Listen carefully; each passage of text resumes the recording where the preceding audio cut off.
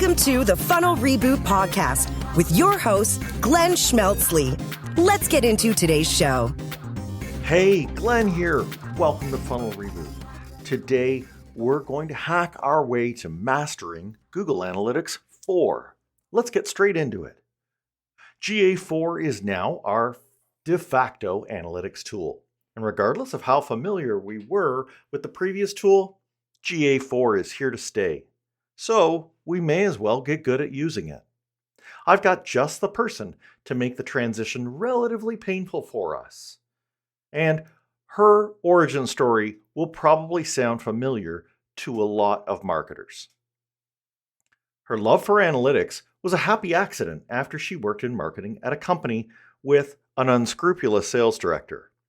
They told the executive team that marketing's budget would be put to better use hiring new salespeople.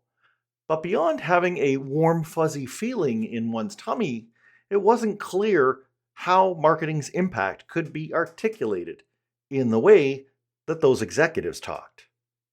Not willing to watch her department disappear, she dug in and found the data that showed marketing was having an impact. She took the evidence to the next board meeting, and her department was able to continue with its work. Since then, she's chosen to go out on her own, so she could empower other marketers to do as she'd done. She now heads up the Coloring In department, a consultancy that has completed close to 230 GA audits by now, and has trained thousands of people on how to get good at their analytics. Joining us from London, England, here is Jill Quick. Jill Quick, welcome to Funnel Reboot. Thank you so much for having me. I am really glad to have you. So, Jill, you and I and other people who have been working in analytics have been busy for this time.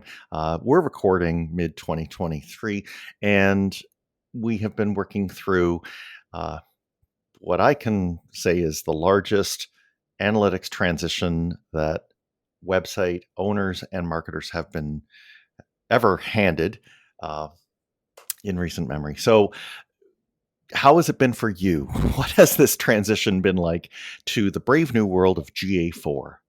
Like, busy is probably the word. I think it's going to be very similar to most people that when Google announced GA4 officially back in October 2020, and we talked about this, didn't we, before?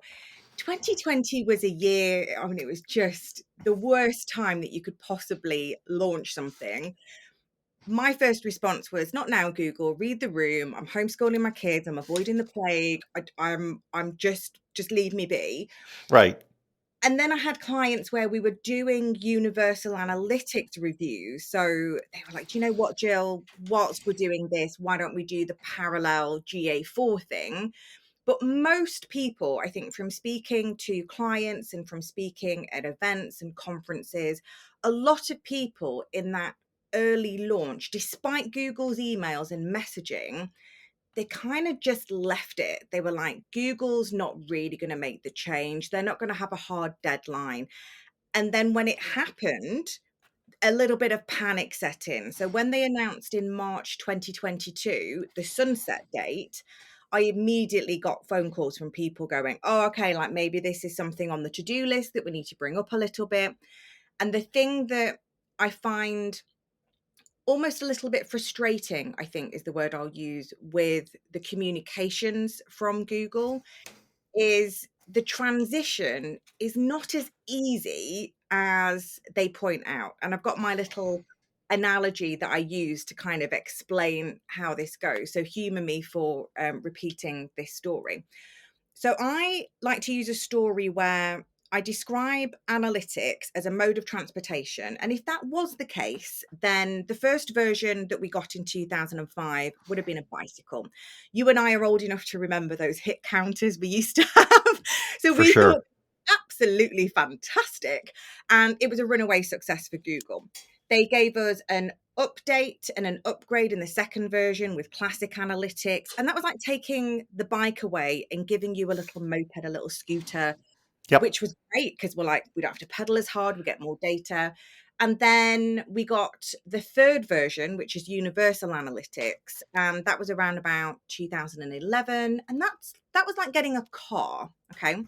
Now, for most people, they have either been the driver or the passenger. Some people have been the engineer. Some people don't know where the car's parked, and that's also fine. But we're all very fond and familiar with that car, the Universal Analytics data model. We're familiar with the reports and how it works. Now, when Google was saying, hey, we got a new thing, here's GA4, despite them calling it an upgrade, and there are things we can do, to be fair, there are some fantastic things we can do in GA4. It isn't an upgrade in the terms of get rid of my car that's covered in the stuff that my kids have left in the back seat and give me Right. Tesla. It's replacing the car and parked a helicopter on the top of my building. Yeah. Now, helicopters are cool and they have some similarities with cars in the fact that they both have doors and windows and seat belts, but Yeah. G4 runs on a completely different model. And I think part of the frustration in the learning curve is that we've all learned how to drive the Universal Analytics car. Then Yes. you look into GA4 and you go, what the Terry's chocolate orange is going on? Like, where other things? And it's like, where's my steering wheel? Oh, you've got a joystick now. Where's this report? It's some flashing lights at the top, and there's no manual on how to get those lights to blink in the right order. And that's the bit that I think has been the hard part, not doing the transition in terms of my work, the training and the measurement plans. It's the stakeholder management of getting them used to a new model, are used Yes. to a new way of thinking. And I would argue that for especially the people that I've worked with, it's sometimes the first time that they've actually thought about their measurement objectives. Like 2005, put whatever you want on a website and track it. There was no rules, there was no privacy, there was No. no cookie banners. And now we have to think about, what are we collecting? Why are we collecting it? What are we going to do with it? And not just rely on the out of the box drive away features that we had with Universal. And that's where for some people, it's been a harder transition. And because that date, I mean, I still met people in April this year that went, they're not going to turn it off. And I'm like, I really think they are. Like, Yeah. Don't bet against it. Yeah. and I've spoken to some people where there's no data for this month because they thought it was easy as turning it on. And they have got some data, but it's nowhere near in line with their business objectives because it's not that easy. So as much as Yes. there's some amazing things that we can do with GA4, it's not like for like, it's not apples for apples, it's cars and helicopters. And that is, as you said, one of the biggest transitions we've had to face in our industry. And for marketers that use this as a marketing performance tool, Yeah. in what, 20 years, 30 years? Like, Yeah. it's huge, huge. Yeah. So, I mean, great analogy, and maybe I'll stretch it a little, but the aspect of tying it to your business objectives, this does start to leave just the, I suppose, cozy world of driving down a country lane. Maybe there's a guardrail on the side, and it was like, well, here's the data that you're given. Just make it suffice. To this aspect of, okay, well, now I'm not moving in just two directions. I'm two dimensions. I'm moving in three, and so the amount of instrumentation, the communications with you know, air traffic control, the number of things that I need to do is by its nature more Yeah. complicated. And I think people start to see this when we say to them, okay, well, you're not just tracking how many people came to a page and how many people had this imaginary session. Now you're getting into really, well, what elements on that page were they engaging with? And I'll even stretch it from page. I mean, we could be talking about an app as much as a website page, but what things are they doing and what pieces of information are being carried along? So if it's a calculator on a website, we're getting down into what final results did, popped up on their quotation, or a form. Exactly which field were they clicking into when they decided, oh, I've had it with this? And that comes with a requisite amount of technical work. You have to get down into parameters and carrying things across in data layers. And like, it is no less complicated than it has to be, I guess. And so flying a helicopter is the same way. Unless you want it to crash, you're going to have to master the instrumentation. You're going to have to master the things that one does that we have figured out on how to operate a helicopter safely. Yeah. So, in a way, there's like, this stuff has always been part of the plumbing of the internet, but I feel that GA4 is now making more full use of it, and that what is unnatural for marketers or managers is that all this stuff actually has to be dealt with, that we can't just work on the semblance of it with some, cute little facsimile. We're actually dealing with the real thing now. Yeah, definitely. There's some neuroplasticity that has to happen, I think, with how, I mean, I was doing some training this week with a client, and there were some people in the team that were fresh out of university. Some of them were interns, some of them just started their job. Because they had never worked with any version of analytics, they were like, explain the data model. Cool, got it. Oh, I'd apply it this way. The rest of the team that were really like, Formula One drivers of a car kind of thing. Yes. I just sat there going, wait, a page view is an event and a session's an event. I thought that was a hit. And it's like neuroplasticity, rewire your brain to what you knew to fit the new model. And that mental gymnastics that they have to work through makes the learning curve feel a little bit sharper than people that have either never used it or people that didn't really know the car existed or how the engine worked or how you would drive it. So Yeah. that approach is quite. Yeah. So, yes, when people's minds drift to, oh, I always went into this UA report and it just told me the number that I needed for our monthly, presentation, forget that. That's actually, at this point, not helping. Yeah. Instead, those people who have only seen GA4, they have a bit of an advantage coming into it as fresh as they are. So we're all getting a little bit more technical, and I think it's also fair because we want companies to thrive in this environment, and we're not completely wedded to Google if that's not what is right for them. Are there cases you think where GA4 is not right for a particular instance and where they need to think about other alternatives?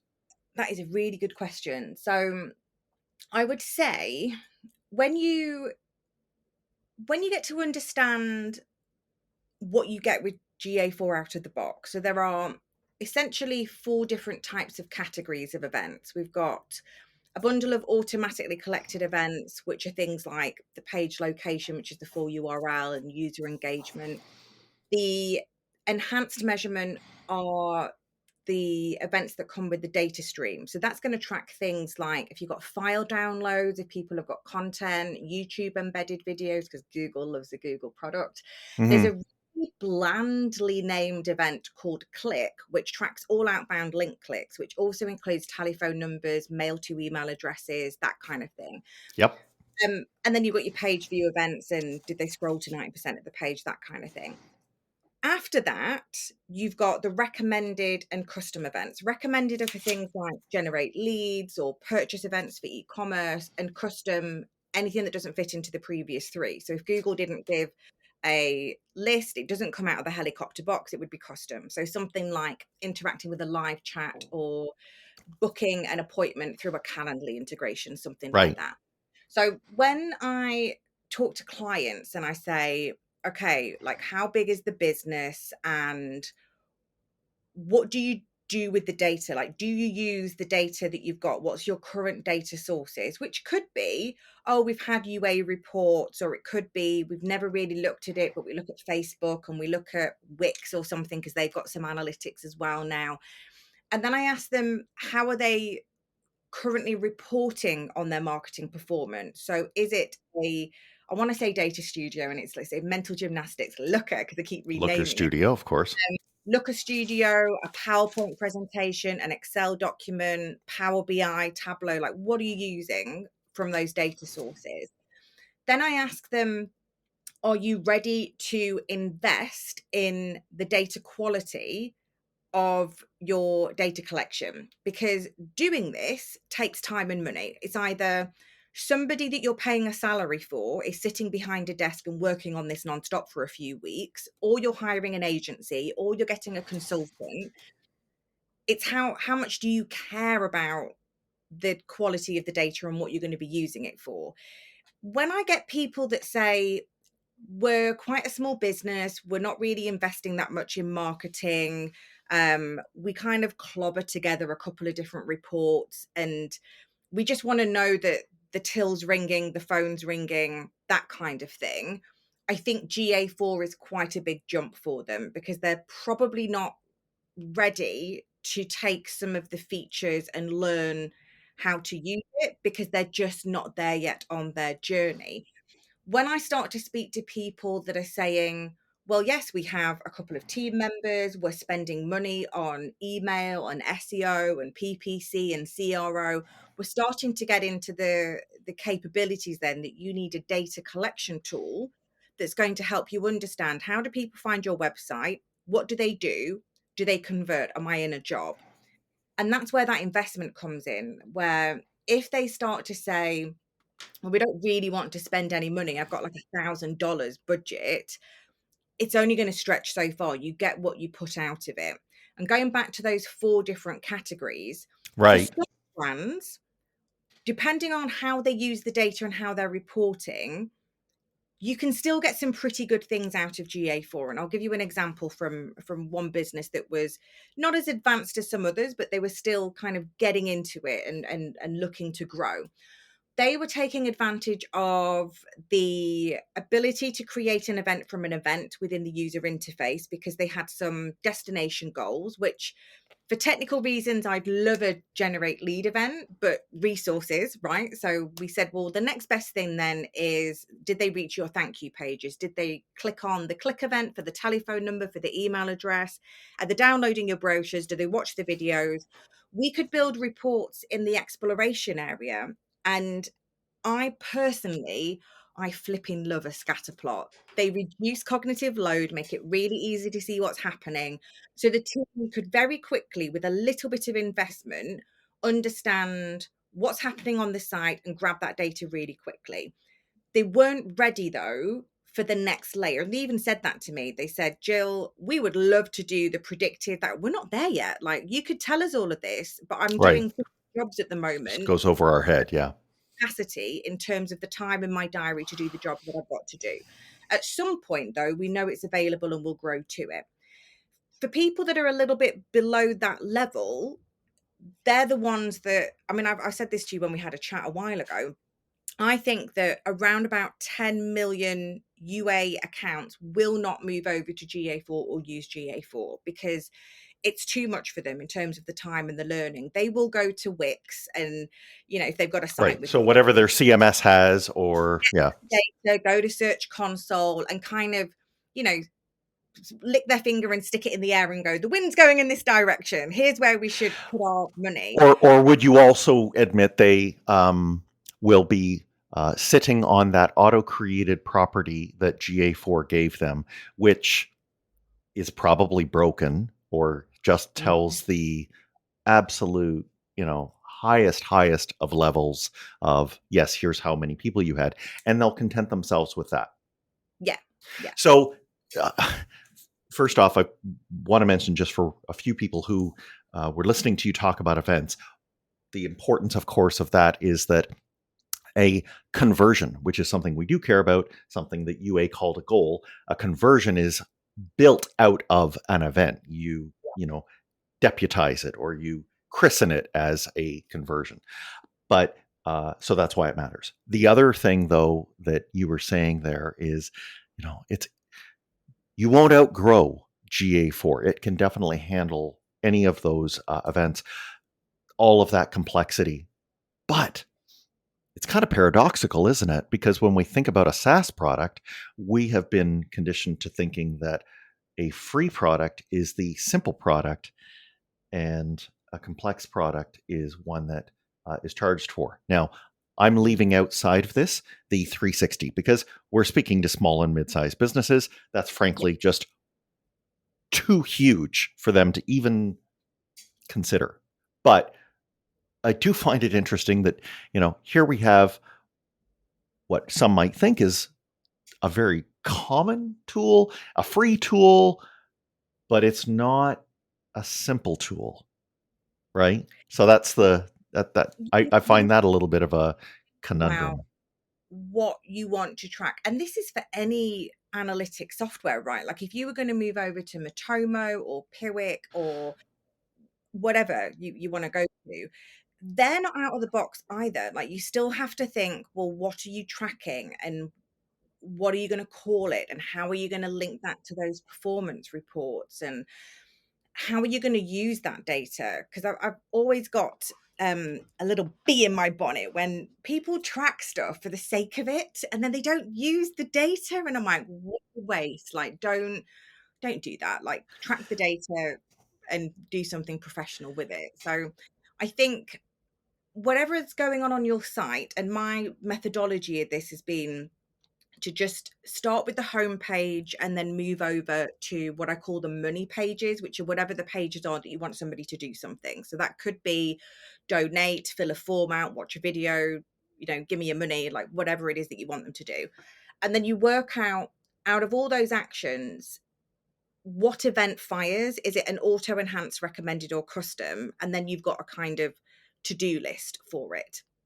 And because there are things we can do in GA4, my favorite thing about GA4 is the audiences. Audiences, I think, are the star of GA4 because we can use audiences for Google Ads, yes. And I think a lot of people go, I'm not going to use them because we're not doing anything with Google Ads. And I'm like, oh no, if you get anything from this podcast today, yes, you can use them in Google Ads, but you can also use them as segments in your reports. We Right. can add time and event counts. You can use them in your standard reports as a filter if you select audience name.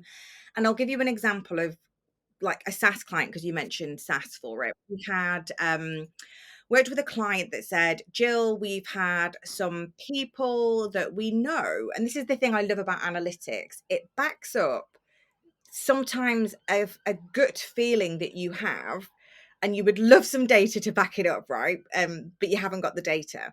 We wanted to understand who is working their way through the funnel, the customer journey, whatever you want to call it, your tofu, your wofu, whatever. They wanted to understand who is going through the content and they've not yet converted, and what could they do, what marketing could they trigger to try and push them to do what they wanted them to do. So we built an audience to say, show me users that haven't just signed up for the webinar, because that could say 100 people, but maybe only 20 actually appeared on the day to watch it. Now I would argue they probably had more intent than the ones that registered and then completely forgot about you. So we created an event blending those parameters together of people that had signed up, turned up on the day, but they did it 3 times in the last 30 days. Like we couldn't do this in Universal. So this is brilliant. And then we layered it to say, but across all of these sessions, you've not yet completed the free trial form, the contact form, the pricing form. How many people are in that cohort of users? We could maybe trigger an audience in Google Ads to be like, come on people, like you've gone through my content, let's have a conversation. But it could also be used to benchmark maybe the success of deploying an email strategy to them, or you've got their contact details, they've registered for the webinar, do sales pick up the phone? Like how can we move these things around? Had another example with an e-commerce brand where they wanted to understand their best users, which for them were people that purchased often and spent more than the average order. So because we can add these time and event counts, we had an audience event created to show users that bought twice in the last 60 days. At the moment, 60 days is the maximum look back window. If the average order value was, say, $100, you could say $250. And we built this for this client and then used that in the filter option to then reverse engineer what marketing do we do to get the people that spend frequently and often? What content do they look at? What events are they firing? What keywords should we be putting our money in? And this is what I love about analytics, that you can take those questions and build a hypothesis on it and see if the needle's moving one way or another. And if you've got the event data, chef's kiss from me. Brilliant. If you don't have the events, then you can't get this. And that goes back to my earlier question. Are you ready to invest in the data? No, we're not going to have any money. I want to spend pennies and I don't want to do anything. Okay, you've got very little options in terms of what you can do. And you're relying on a member of your team to learn this, where there's no formal training, right, with analytics. There never was with the previous 3 versions. You started a job and they'd go, hey, Glenn, Here it is. here's the login. And you're like, when was the car last serviced? I don't know. There's no logbook. Just drive. This is the map we've always used. It doesn't matter if it's dirty or if it's wrong. Just carry on as you are. Yeah. And I think that's where, for me, the GA4 journey for brands, it's been nice to actually sit down and think, what could we do with the options available with GA4? Are you ready to use that information? Because brands that are growing, like they're using those insights for growth. That's not to say that it's not for everybody, because I think for some people, it's not the right fit for them for whatever reason. And it's nice that there's more than one option now. I mean, I still think for most people, you're going to be using GA4 at some point at the moment, because they've got such a hold on the paid ecosystem, the organic ecosystem with search engines, that for most markets that we probably work in, it's going to be a tool that you're going to be using.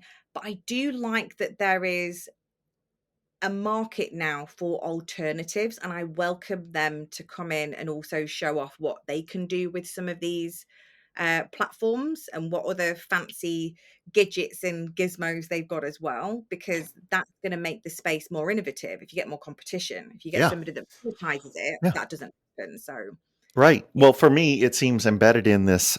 If GA4 is the, Swiss Army knife of how analytics can be done, that brings to the fore the point you made about how we need to identify the events that are happening with it. So, and it's meant to serve, millions upon millions of sites. So, of course, it's going to be rather broad.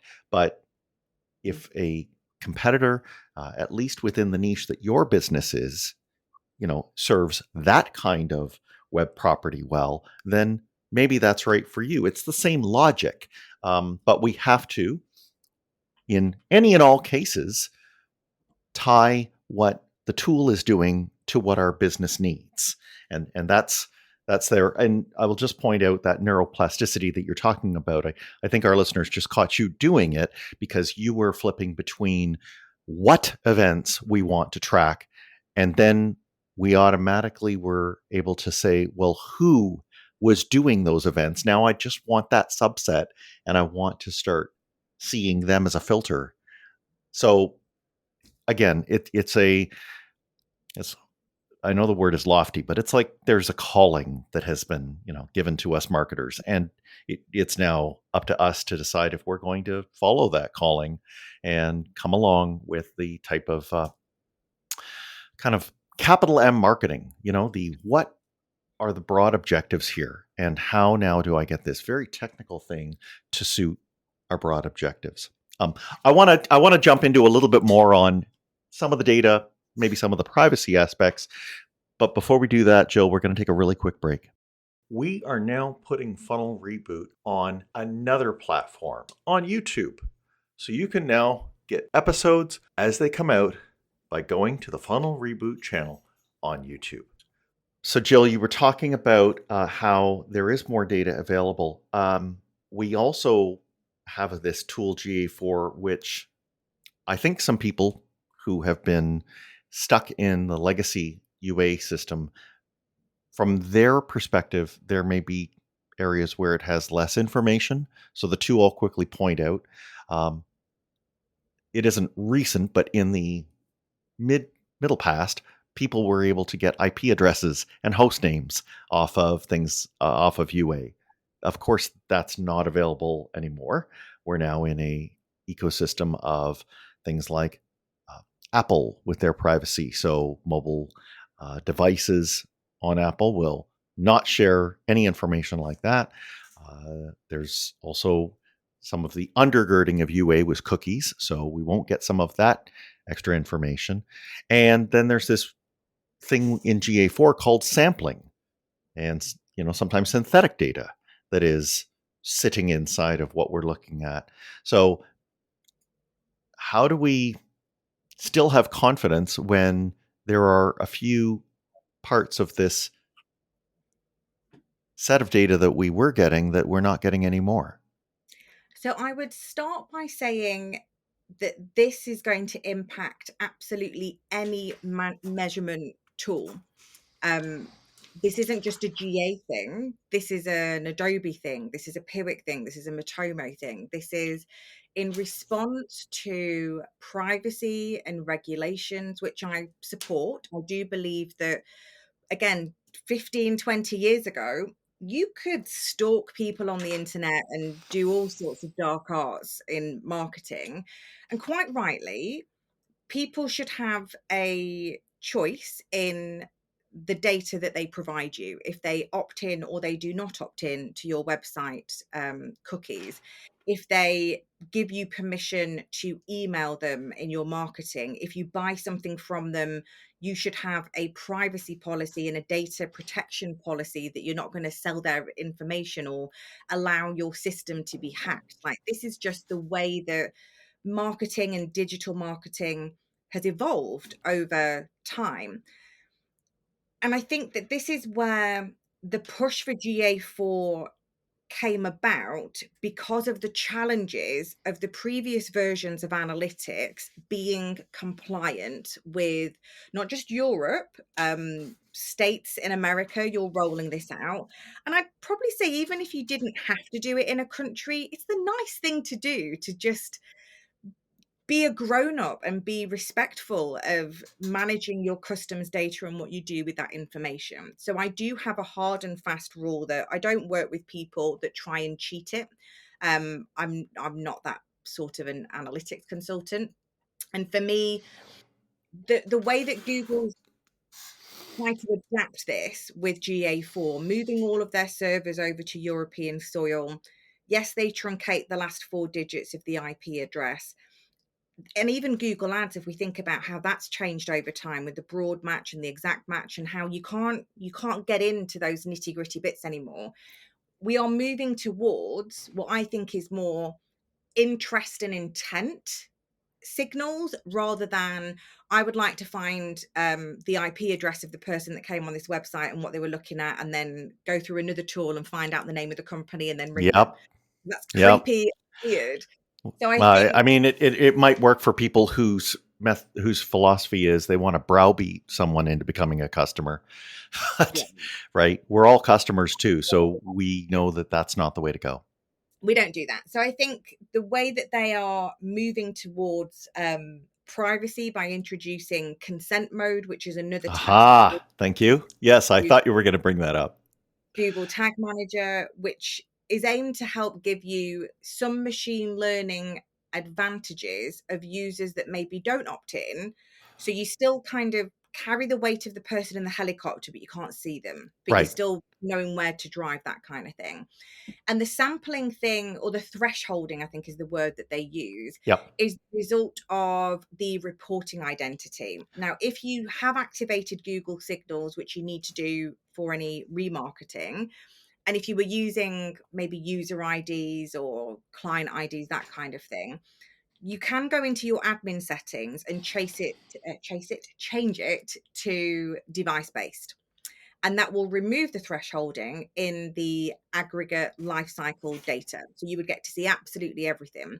Because quite rightly, if you are using Google Signals, that is Google's reporting identity graph, isn't it? That's what they're using Right. across their ecosystem. There may be users that you maybe could, using Google Signals, identify, which is why Google removes it. But you can go back to device based. And when I work with larger companies that are using BigQuery, which is like the black box to your helicopter, BigQuery is device based anyway. So we use device based because it Right. means that the team that are using the UI match the reports that the team are building for their corporate dashboards through, I don't know, Microsoft tools or something like that. So it Sure. kind of works together. The exploration reports, they do have a limit on the free version to 14 months. But I would say for some of the things you can do, which are like you can build a funnel, and because everything's an event, it could be a SaaS based funnel, it could be an e commerce funnel, it could be a content consumption funnel. There's a little button that you tick on and it says show elapsed time, and it will physically give you the time between each of the events. So you now know how long your sales cycle is, like how long people do stuff because they're retroactive. We can do path analysis, and I like to pick an endpoint, which is normally the conversion event, and then use that to work out what's the user flow before they get to that endpoint. So it's really flipping good. But I would say that am I cross that I don't get more than 14 months? Well, no, because when I'm going into that kind of analysis, I'm really only using the trend data from the last quarter or the last 12 months to work out what I might be doing in the next quarter. I'm not going to take insights from a funnel from 5 years ago and go, right, 5 years ago, life was very different. I Right. base my marketing on, you know, a 2018. It's like, why are you doing that? Like, that's not Yeah. how people are buying and shopping, and they've got different iPhones and whatever. For me, you would only use that data in that lens anyway for a small amount of time. And your aggregate data is, when you're looking at it historically, is that trend line. Have I done well on the SEO side of things? Is my website getting more traffic? I've started doing more email. Is that benefiting me? Those trend lines to show you that things are working. That's what you want to have. And it's just reminded me, actually, because I've just pulled it up on my other screen. If you wanted to think about, well, what are my competitors doing? There is a free tool, an analytics debugger, that has its icon so cute. It's a little rubber ducky with a mohawk by David Vallejo. And I'm sorry, David, if I've said your name wrong. He's got a website called thingster.com. I'll drop you the notes so you Sure. can put show notes. And this Chrome extension, you can go on anybody's website and it will show you, when you click through the website, what events are firing. If it's a conversion event, are they using server side? And that's been really interesting when some people are like, I don't know if I want to spend the money on this, the resources. And you go, You your say, competition yeah, are ahead of you, they're using it. They're like, oh God, better get up our started. game. Yep. Or I did one for an e-commerce brand, and I won't name them, but their competitor went, they're our competitor. They have no events firing for purchase events, but they had all the others. I'm like, well, if they are using GA4, because they could be using another tool, right? So it's not a That's given. true. But for now, get there ahead of them, outwork the competition. That's somebody behind a desk trying to figure this stuff out at the same time that you're trying to figure this stuff out. So yeah, fantastic tool from David there. Go and download it. It's really fancy, and the duck's cute as well. And that's been really useful to see, well, what are other people doing? Because I think there's a sense of, you can't see what the competition are doing with this, can you? Because it's like there's no like shared No, data for that, really. So I love that tool to see if other people are doing it, and then using it for your own advantage. It's really nice. it is. But again, it's way more customized for an individual business. Yeah. To, Which is to why, if you're a small business, like my hairdresser, God love her, she's got a lovely place in Kingston upon Thames. And she said to me, "Oh, yeah, I'm not going to migrate over." And she even joked and said, "I'll do your hair." And I bleach my hair. So, that would save me a fortune if I did some free work in services. And I said to her, "I just don't think you'll benefit, because what do you want?" Again, going through those questions, what do you want from it? Oh, I just want to make sure that when I'm writing blogs about the latest hairstyles or what's going on, that people are reading it, that people ring the telephone number that's at the bottom, or my regulars comment on my Instagram post. Like, she's just building a little community and it's there. Yes.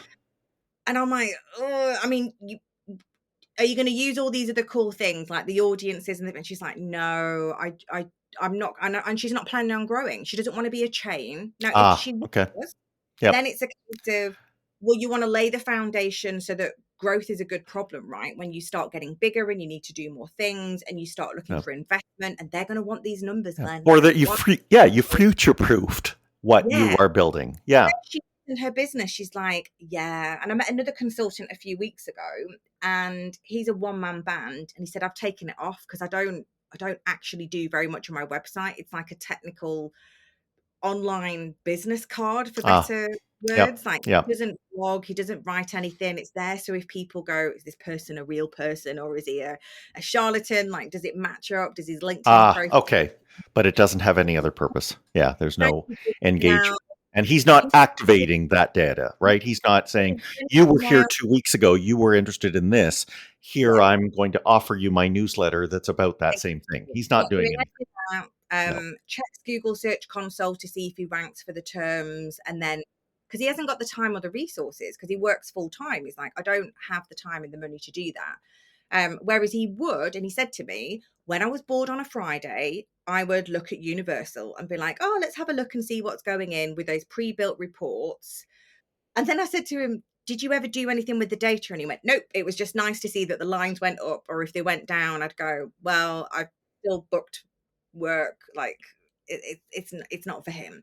But I think if you are investing in staff and you have a budget, and especially if you're using agencies and you've got an office building and all that shebang, you're probably going to be looking for a more grown up analytics tool. And we need something that's going to work for the future, because it's going to get harder, Glenn. Like, that we can't have 2-year cookies anymore. We can't track people the way that we did 15, 20 We can't years. hoard data anymore. No. Nope. We think smarter and think about what can we do with the data that we've got. And I don't think it's the end of the world. Like, I remember I was a bit late. Well, it's a different world, right? They were fine, right? The analytics industry didn't exist then, and people still grew their businesses when they were looking at TV stats for who maybe saw this advert or sending out direct mail. So it's not the end of the world, and Well, yes, and in that way, many people who, let's say, entered the industry in the 2000s, 2010s, what they're looking back on and probably grieving is the loss of data that we should never have had, but that we were exploiting because we did have it. I missed the keyword data in organic. Yeah. Query terms. Yeah.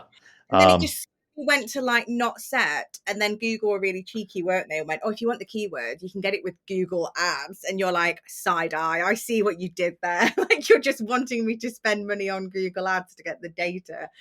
Oh, they were the good old days. But the point of, are we really ready to step into where the analytics is really representing what's going on there? Love the story about your Friday afternoon consultant, leisurely going through UA, because things like his time series report. So if he does look at years upon years of UA data, as you could, not the 14 months that we now are stuck with. That's only your exploration data, though, not your Right. standard data. Right. Yeah. Just for exploration. Or you can throw it into BigQuery if you want to keep it longer. The point is, though, that, there would be distortion over a long period of time like that with the simple example of multiple devices. What happened in the world in the 2010s? We went from sitting in front of a desk looking at this stuff to, all right, I am now engaging with this website on my tablet, on my phone, or on my desk or my laptop. And, you know, that alone is going to skew the number of uh, hits that we see, but it's not representing users, unique users. So we're coming into this realization that if we want to have good fidelity with what's actually going on with our customers, we do kind of have to level up. Now, the tuning of the website, I want more data, but I don't want all data. That seems to me to be a Goldilocks principle. I don't know if you'd agree or disagree, but it's kind of one where we have to sit down and map it out and make up our own minds of exactly what we're going to fetch. Yeah. Like, I think whenever I do a measurement plan, you've typically got the master goals, right? The business objectives of the company, which is, as an example, it could be you're a business that sells courses or something like that. Yep. And one of the objectives is, well, we sell courses, so I want an e-commerce report to see what courses I've sold. You are building a community, so you want to track the database growth and your membership because you want to, it's a healthy way of owning a marketing channel that way. And you probably spend quite a lot of money on blogs and videos and podcasts and things like that. You want to understand the consumption of that content on the website, what you're investing in, what works. From there, you could break it down into smaller measurement objectives, and then from there work out the approach. And each approach has a dependency, and every approach and dependency has some form of limitation, typically by, is it the free version, your technical build, that kind of thing. So if you wanted e-commerce data as an example, you would need to use the recommended events for e-commerce. You might be lucky that you have something like Shopify where they just feed it in, they just push it in for you. So you don't have to do anything apart from go, this is the ID of my helicopter, Shopify. Thank you very much. They push it in. If you don't, then you're going to have to build your data layer for e-commerce. But if you're an e-commerce company, you're probably going to have to invest in this. Drill that down to then, I want to understand content consumption.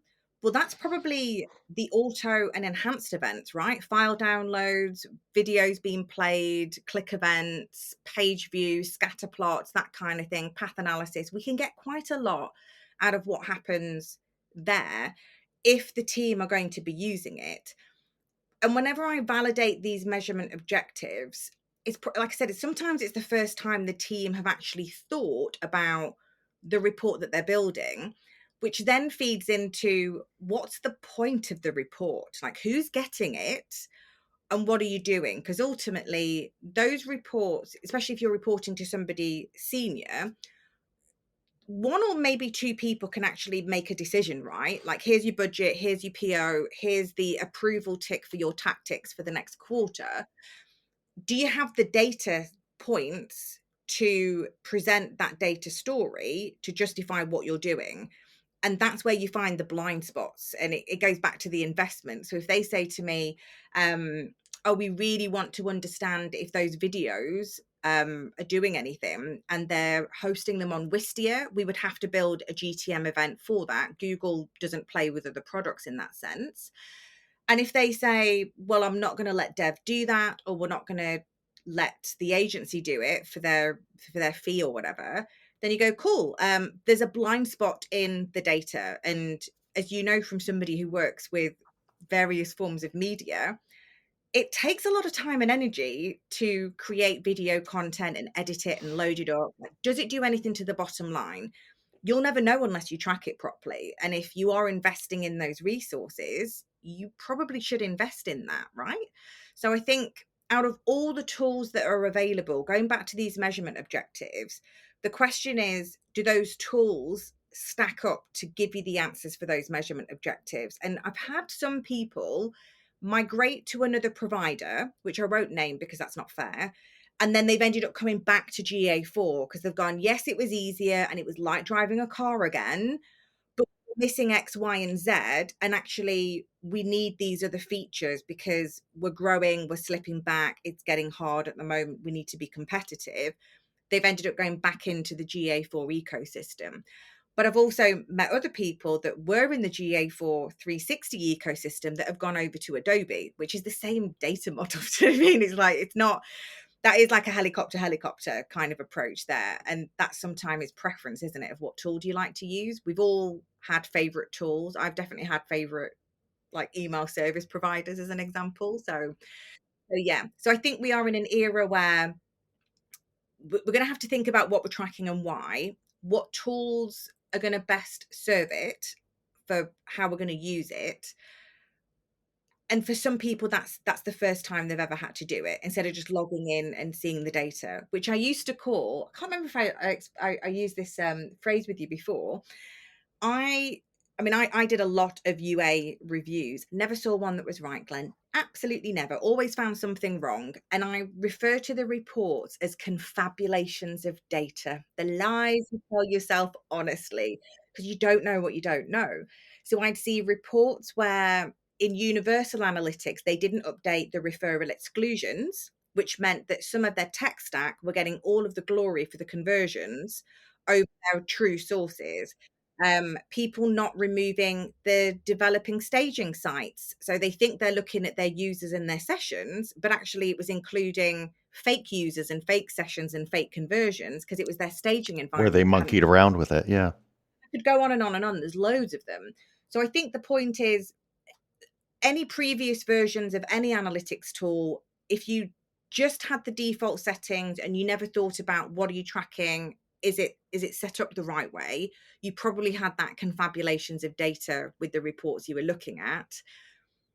But we don't like to believe that the numbers were lying to us. It's unsettling, right? We have to confront some pretty uncomfortable things when we do that, right? I mean, we have to probably tell our management the reason why you used to see the time series with these numbers and now you're seeing them with those numbers is that the old numbers were wrong. They were less accurate. But because GA4 is so different, the narrative is now Google calculates it differently. So you can there's a window of opportunity here. Yes, people. right. Instead of trying to propagate the lie, you can actually say, okay, mea culpa. Let's now use this new mode of doing it and buckle in because it's different. Yeah. Investment in learning analytics. I mean, I find it fascinating that I've joined companies and we've had so much documentation for having a new CRM system or a new CMS system, and we go to conferences and there's all sorts of information. And there's not that same approach with analytics. So if anybody has found their learning journey a little bit wavering, that's not your fault. There's never been a lot of validation for it. Like I very rarely find documentation, but there is for any other service in digital. Right. So I'm so glad you brought that up. There is absolutely more of a the mindset we take into those internal systems holding first party data is absolutely that those are assets. And we now need to make, and I think you've argued persuasively how we can make the mental shift over to thinking of analytics as that. If we think of maybe the website itself, what we've probably been doing is if we liken our web property to, let's say, an engine, right? The data that we've been using from it is probably the exhaust out of the engine. It's an afterthought. And this is requiring us, I mean, that words like invest in a measurement plan and, sort out what you need and be prepared. That's actually making the data that is going to end up being used as fuel in the engine and make the engine run better. So it's not just that it's something outside that's looking inward and saying, this is how our website did yesterday. It's going to be the data itself will be used by the web property as well as things around it, like ads, to actually deliver a better experience that's going to bolster our bottom line, right? Yeah, exactly. Jill, if people want to find out more about the types of things that you do and all these great explanations that you have, where would you send them? I would say you can always go to thecoloringindepartment.com where I'm cartoonified, if that's the word. Cartoonified a word? We'll go with it. And I'm in the process of having a bit of a rejig, so there'll be more resources coming on. As far as social goes, I mean, I'm so disappointed with Twitter, or X as it's now known as we're doing this podcast. But you can always find me on LinkedIn, and there are not many Jill Quicks on LinkedIn. I am the cartooned one. So feel free to drop me a note and follow me or add me on LinkedIn. It's always nice to have people from different industries and watch people's journeys of what they're doing. But yeah, if anybody would like any help or support on their own migration plans or training, then I am your lady. I live for this stuff, literally. It's all I do. You sure do. Thanks so much for coming on. I know, I feel like we could talk for hours, but no, but our listeners have appreciated what you have talked about, and you've definitely given ways that they can look at their funnel and make it even better. Thanks for listening. Follow the show on Twitter @Funnel Reboot. If you like what you have heard today, please consider leaving a review wherever you get your podcasts.